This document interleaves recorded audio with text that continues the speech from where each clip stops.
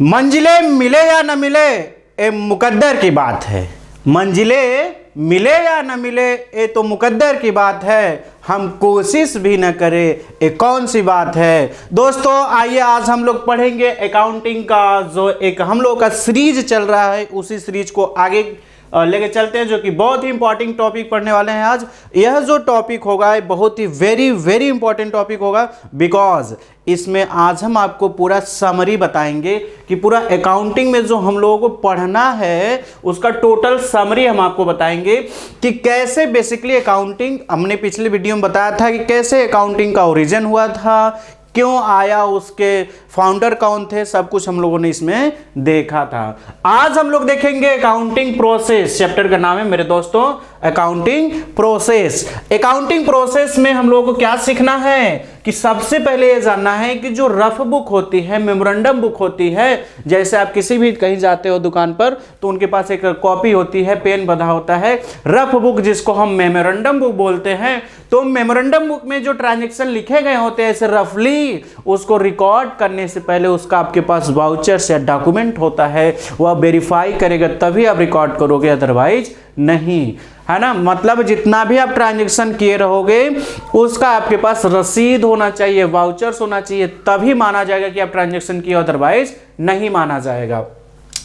तो सबसे पहले बता रहा है कि जो आपका डॉक्यूमेंट या वाउचर्स होगा, ठीक है ना, डॉक्यूमेंट और वाउचर्स का अलग चैप्टर हम लोग पढ़ेंगे उसमें। बस ऐसे नॉर्मली समझ लीजिए कि जो भी ट्रांजैक्शन हम करते हैं उसका एक प्रूफ होता है हमारे पास, उसी को हम लोग वाउचर्स के नाम से जानते हैं। उसको एक जगह पे एक रजिस्टर में मेंटेन करते हैं क्रोनोलॉजिकल ऑर्डर में, जो ट्रांजैक्शन पहले है उसको पहले, जो बाद में है उसको बाद में, उसकी रसीद को मेंटेन करने को हम लोग वाउचिंग बोलते हैं।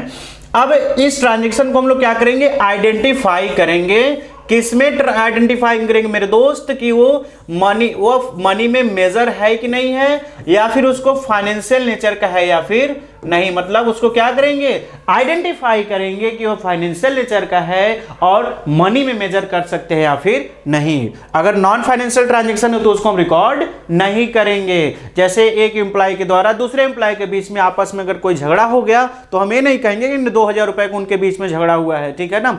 तो कहने मतलब कि जिसको हम मनी में मेजर कर सकते हैं और जो फाइनेंशियली नेचर का हो, मतलब फाइनेंशियल नेचर का हो, तो कितने रुपए का हो मनी बताएगा, लेकिन बस ये पता चल जाएगा कि हाँ इसमें फाइनेंशियल नेचर का है, इसमें पैसे की बात हुई है, तो उसको हम पहचान के उसको क्या करेंगे, रिकॉर्ड करेंगे। क्या करेंगे, रिकॉर्ड करेंगे। कहां रिकॉर्ड करेंगे, जर्नल में। कहां रिकॉर्ड करोगे, जर्नल में। अब जर्नल में कितने कॉलम होते हैं, 5 कॉलम होते हैं। अब अभी जर्नल चैप्टर हम लोग पढ़ेंगे, अभी मैंने बताया ना पूरे जितना हम लोग अकाउंटिंग पढ़ेंगे उसका समरी इसमें देखेंगे, ठीक है। तो उसको रिकॉर्ड करेंगे कहां पे, जर्नल में। जब हम जर्नल में रिकॉर्ड कर लेंगे, मतलब जितने सारे ट्रांजैक्शन उसको रिकॉर्ड करते जाएंगे, ठीक है ना, फिर उसको कैटेगरी वाइज करेंगे। कैटेगरी वाइज में क्या करेंगे, उसको क्लासिफिकेशन करेंगे। क्या करेंगे, जो ट्रांजैक्शन को हमने रिकॉर्ड किया पहले उसको हम क्लासिफाई करेंगे। क्लासिफाई करेंगे किसमें, लेजर में। और लेजर के कितने कॉलम होते हैं, 8 कॉलम होते हैं। जर्नल से डेटा लेजर में ट्रांसफर करने को हम लोग क्या बोलते हैं, पोस्टिंग बोलते हैं। क्या बोलते हैं, क्वेश्चन पूछा हुआ है, ध्यान रखना। सब्सिडरी बुक, या देखो अब जर्नल में एंट्री करेंगे या तो उसके सब्सिडरी बुक, ठीक है ना। अब सब्सिडरी बुक मतलब आपका जर्नल और लेजर दोनों का काम करता है। लेजर में ओनली हम लोग, लेजर जो होता है उसमें हम लोग जर्नल फोलियो लिखते हैं और वो बस लेजर होता है। बट आपका जो सब्सिडरी बुक होता है जर्नल भी होता है और लेजर दोनों होता है। अब सब्सिडरी बुक क्यों रखा जाता है, जब हम लोग उसका चैप्टर पढ़ेंगे तो आपको बताएंगे। अभी बस आप समरी ग्रुप में समझ लीजिए कि बहुत सारे ट्रांजैक्शन होते हैं, उसको हम डायरेक्टली कैश वाला है कैश में डाल दो, परचेज वाला है परचेज में डाल दो, सीधे सीधे हम लोग उसको, अगर उधारी परचेज है परचेज में, नगद कैश है तो कैश बुक में।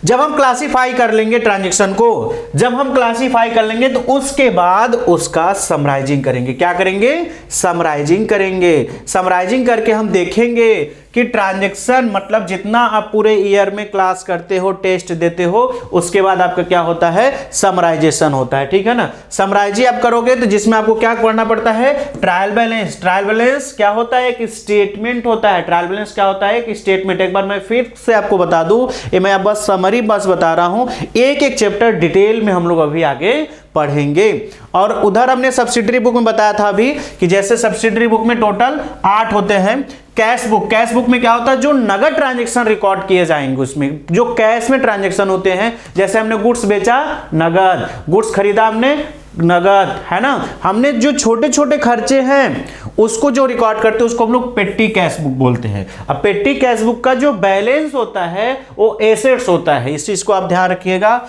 और जो उधारी गुड्स परचेज करेंगे परचेज बुक में, नगद गुड्स खरीदेंगे तो कैश बुक में, उधारी खरीदेंगे तो परचेज बुक में।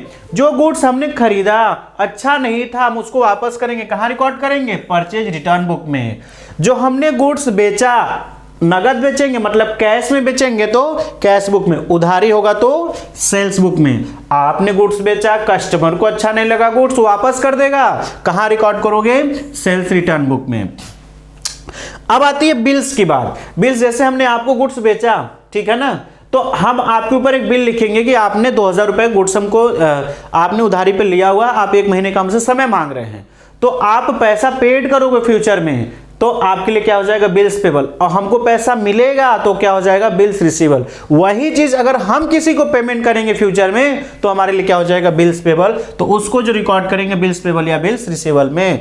जो कहीं के नहीं होते हैं वो अल्पाइन क्लासेस के होते हैं, जो कहीं के नहीं होते वो अल्पाइन क्लासेस को होते हैं। उसी तरीके से जो कहीं नहीं एंट्री जाएगा, कहां जाएगा, जर्नल प्रॉपर में। जैसे डिस्काउंट की एंट्री, जैसे ट्रांसफर की एंट्री, है ना, ये सब कहां एंट्री होती है, जर्नल प्रॉपर में। जैसे गुड्स खरीदेंगे नगद, कैश बुक में, गुड्स खरीदेंगे उधारी, परचेज बुक में। मशीन खरीदेंगे, मशीन का बिजनेस उसका नहीं है तो एसेट्स उधारी खरीदेगा तो जर्नल प्रॉपर में, नगद खरीदता तो कैश बुक में, उधारी खरीदेगा तो न कैश बुक में न परचेज बुक में, कहा जाएगा जर्नल प्रॉपर में, है ना। जो कहीं नहीं जाएगा वो कहां जाएगा, जर्नल प्रॉपर में। तो हमने जर्नल में रिकॉर्ड किया तो जर्नल में करेंगे, या तो उसके सब्सिडरी बुक में, उसके बाद लेजर में करेंगे। लेजर के बाद डेटा को हम लोग क्लास समराइज करेंगे, या तो ट्रायल बैलेंस, हम लोग पहले ट्रायल बैलेंस बनाते हैं, ट्रायल बैलेंस का दोनों साइड का आइटम मैच कर जाता है डेबिट क्रेडिट का, तो मान लिया जाता है जनरली कि सही है। बट ऐसी भी गलतियां होती हैं कि ट्रायल बैलेंस मैच कर जाएगा फिर भी उसमें गलती होती है, तो उस रेक्टिफिकेशन एरर को हम लोग, मतलब जो जितने सारे एरर होते हैं उसको हम रेक्टिफाई करते हैं, तो उसका रेक्टिफिकेशन एरर चैप्टर हम पढ़ते हैं। उसके बाद हम लोग पढ़ते हैं फाइनेंशियल स्टेटमेंट, फाइनल अकाउंट, जिसमें ट्रेडिंग प्रॉफिट एंड लॉस, मतलब समराइजेशन में दोनों आपका आ जाता है, ट्रायल बैलेंस और फाइनल अकाउंट दोनों, जिसमें ट्रेडिंग प्रॉफिट एंड लॉस और बैलेंस शीट सब पढ़ते हैं, ठीक है। जब प्रॉफिट एंड लॉस बना लेते हैं, है ना, जैसे आपका रिजल्ट आ गया तो आप उसका एनालिसिस करते हो। काश हम थोड़ा और पढ़ लिए होते तो मेरा 2 नंबर से रुका नहीं होता BHU, है ना। काश हम और पढ़ लिए होते तो मेरा ये इंट्रेंस एग्जाम, मेरा जो जॉब लगने वाला था नहीं रुका होता, ठीक है। काश हम पढ़ लिए होते मेरा नेट नहीं रुका होता। तो जो हम एनालिसिस करते, विश्लेषण करते हैं, उसी तरीके से कंपनियां भी करती है कि जब वो प्रॉफिट हो गया, लॉस हो गया, या फिर उनका जो बैलेंस शीट पोजीशन है वो एनालिसिस करते हैं, काश हम ऐसे बिजनेस किए तो और मेरा स्ट्रेंथ अच्छा होता, तो उसको हम लोग बोलते हैं एनालिसिस ऑफ इंटरप्रिटेशन, है ना। मतलब एनालिसिस ऑफ बिजनेस ट्रांजैक्शन, मतलब जितने सारे बिजनेस के ट्रांजैक्शन उसको एनालिसिस करेंगे, फिर इंटरप्रिटेशन मतलब डिसीजन लेंगे आगे बिजनेस करना है या फिर नहीं। अगर बिजनेस नहीं करेंगे तो क्लोज, करना होगा तो फिर आपका प्रोसेस स्टार्ट हो जाएगा, journal, ledger, trial balance, final account, analysis और इंटरप्रिटेशन। फिर डिसीजन लोगे कि करना है कि नहीं करना है, नहीं करना होगा तो क्लोज, करोगे तो फिर आपका journal, ledger, trial balance, final account, ऐसे सर्कल आपका चलता रहेगा, ठीक है ना। जैसे सर्कल के एक मैं आपको बता दूं कि एक जो एंगर, मतलब जो हम लोग क्रोध करते हैं, ठीक है, जो हम गुस्सा होते हैं, समझ में आएगी नहीं। जैसे मान लेते हैं कोई मिस्टर ए है, ठीक है, कोई मिस्टर ए है और इसके ऊपर कोई गुस्सा करता है इनका बॉस। अब मिस्टर ए क्या करेंगे, अपनी पत्नी बी के ऊपर गुस्सा करेंगे, ठीक है ना। मतलब देखियो कहीं ना कहीं फ्रस्ट्रेशन निकलेगा। फिर बी क्या करेंगे, जो इनकी पत्नी वो अपने बच्चों सी को डांटेंगी, ठीक है ना। अब सी बच्चा क्या करेगा, जो आसपास जो भी वो भी तो फ्रस्ट्रेशन निकालेगा ना, वो क्या करेगा, जो वहां पे कोई जानवर होगा या फिर कोई और होगा उसके ऊपर गुस्सा निकालेगा, ठीक है ना। तो अल्टीमेटली आपका ऐसे सर्कल चलता रहता है। तो उसी तरीके से इसमें भी जर्नल करेंगे, लेजर करेंगे, ट्रायल बैलेंस बनाएंगे, फाइनल अकाउंट बनाएंगे, एनालिसिस करेंगे, फिर उसके बाद डिसीजन लेंगे कि आगे बिजनेस करना है या फिर नहीं। अकाउंटिंग स्टैंडर्ड 1 बीच में आ जाएगा। अकाउंटिंग स्टैंडर्ड कहेगा बेटा हम भी है यहाँ पे, अकाउंटिंग स्टैंडर्ड 1 के अकॉर्डिंग हम जितने सारे profit and loss balance sheet होते हैं उसको डिस्क्लोज करना होता है, कम्युनिकेट करना होता है दो पार्टीज में। मतलब जितने सारे बिजनेस के ट्रांजैक्शन हैं, जितने सारे profit and loss balance sheet है उसको डिस्क्लोज करोगे, कम्युनिकेट करोगे। कम्युनिकेट किसको करोगे? एक बिजनेस के अंदर के लोग जिसको हम इंटरनल पार्टीज बोलेंगे, और एक बिजनेस के बाहर के लोग जिसको हम एक्सटर्नल पार्टीज के नाम से जानेंगे। मतलब इंटरनल और एक्सटर्नल पार्टीज, ठीक है ना। ये आपका पूरा समरी रहा, ये पूरा आपका समरी रहा। एक बार आप अच्छे से देख लीजिए और इसको याद कर लीजिए। स्क्रीनशॉट लेना हो तो स्क्रीनशॉट ले लीजिए, ठीक है, जिससे आपको ये क्लियर पता चल जाए कि समरी में हमको क्या क्या पढ़ना था, ठीक है ना। चलिए, तो अब हम लोग नेक्स्ट वीडियो में देखेंगे यहाँ से अकाउंटिंग का डिफिनेशन, जिससे आपको सारा चीज समझ में आ जाएगा, ठीक है ना। और आइए इसी में हम लोग पढ़ते हैं, नेक्स्ट वीडियो में क्या पढ़ेंगे, एक बहुत ज्यादा समय नहीं लगेगा। जो हमने पढ़ा वही चीज यहाँ पे लिखा होगा, जो हमने पूरा समराइजेशन किया था वही इसमें लिखा होगा। जिसमें क्या बता रहा है दोस्तों, आइए देखते हैं। Accounting is the art of recording, classifying and summarizing in a significant manner and in term of money। देखिए, accounting is art of recording, मतलब बिजनेस के ट्रांजैक्शन को रिकॉर्ड करते हैं। रिकॉर्ड कहां करेंगे? जर्नल में। जब हम उसको रिकॉर्ड करेंगे तो उसको क्या करेंगे? क्लासिफाई करेंगे। क्या करेंगे? क्लासिफाई करेंगे। क्लासिफाई किस में किया जाएगा? लेजर में किया जाएगा। क्लासिफाई कहां किया जाएगा? लेजर में किया जाएगा।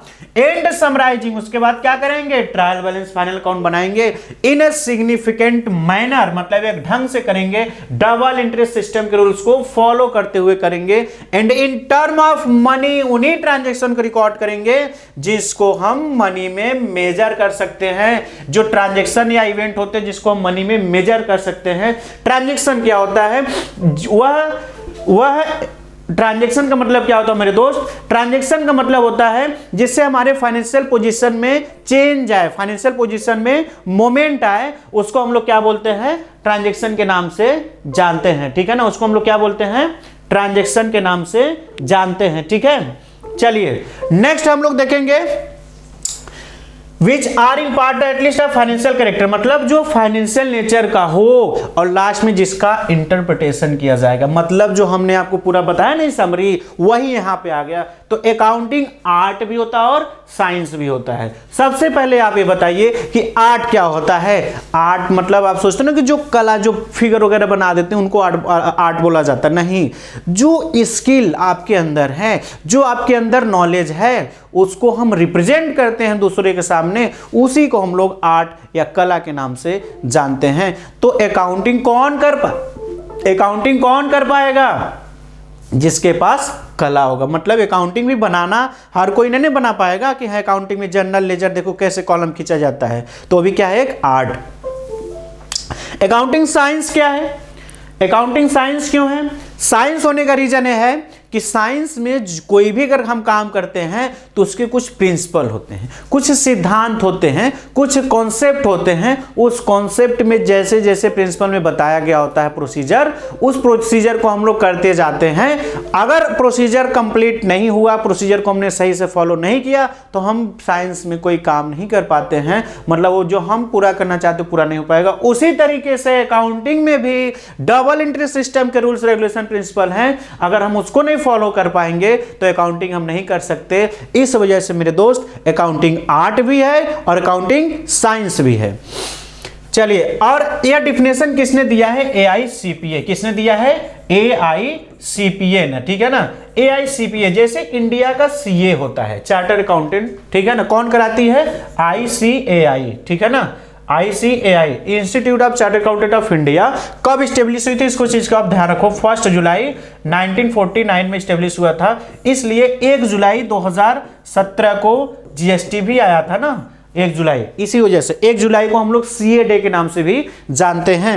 समझ में आया कि नहीं? उसी तरीके से जैसे इंडिया का CA होता है तो अमेरिका का CPA होता है। इंडिया का ICAI कराती है, अमेरिका का AICPA कराती है संस्था, ठीक है ना। उन्होंने डिफिनेशन दिया हुआ था। और इंडिया को जो इसके अकाउंटिंग स्टैंडर्ड की बॉडी होती है, अकाउंटिंग स्टैंडर्ड बोर्ड 1977 में आया था, ठीक है। ये सब क्वेश्चन आए हुए, इस वजह से हमने इसका डेट यहाँ पे आपको लिख दिया, ठीक है। अब देखिए नेक्स्ट जो हमने पढ़ा, डेफिनेशन पढ़ा। डेफिनेशन आप पढ़े होगे दोस्त ना, आपको एक एक सारा पॉइंट फीचर्स का तुरंत समझ में आ जाएगा, आपको कोई दिक्कत नहीं होगा। फीचर्स आइए देख लेते हैं। अगर आपने किसी भी सब्जेक्ट का मीनिंग अच्छे से पढ़ लिया, तो फीचर्स, इंपॉर्टेंस, ऑब्जेक्टिव उसी में से निकलते हैं। तो आपने मीनिंग अच्छे से देखा। मैंने पहला लेक्चर में आपको पूरा हिस्ट्री बताया था, कैसे आया था अकाउंटिंग। सेकेंड लेक्चर अभी जो हम लोग का चल रहा है, मैंने आपको पूरा समरी बताया। समरी के बाद मैंने आपको समरी के बाद मैंने आपको उसका डेफिनेशन बताया।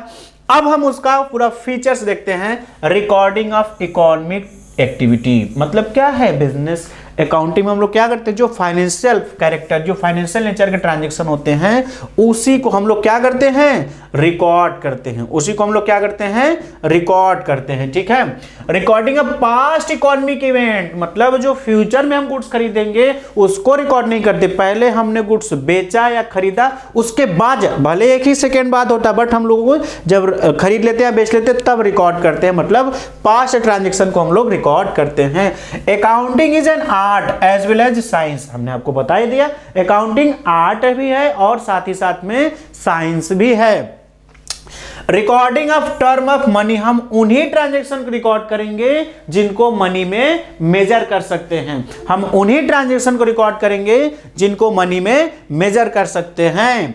क्लासिफाइंग, उसके बाद हम क्या करेंगे, लेजर बनाएंगे, क्लासिफाई करेंगे। समराइजिंग होता है, ट्रायल बैलेंस और फाइनल काउंट बनता है, जिसमें एनालिसिस करते हैं, इंटरप्रिटेशन होता है और लास्ट में कम्युनिकेट करते हैं। मतलब इतने सारे इसके फीचर्स हैं।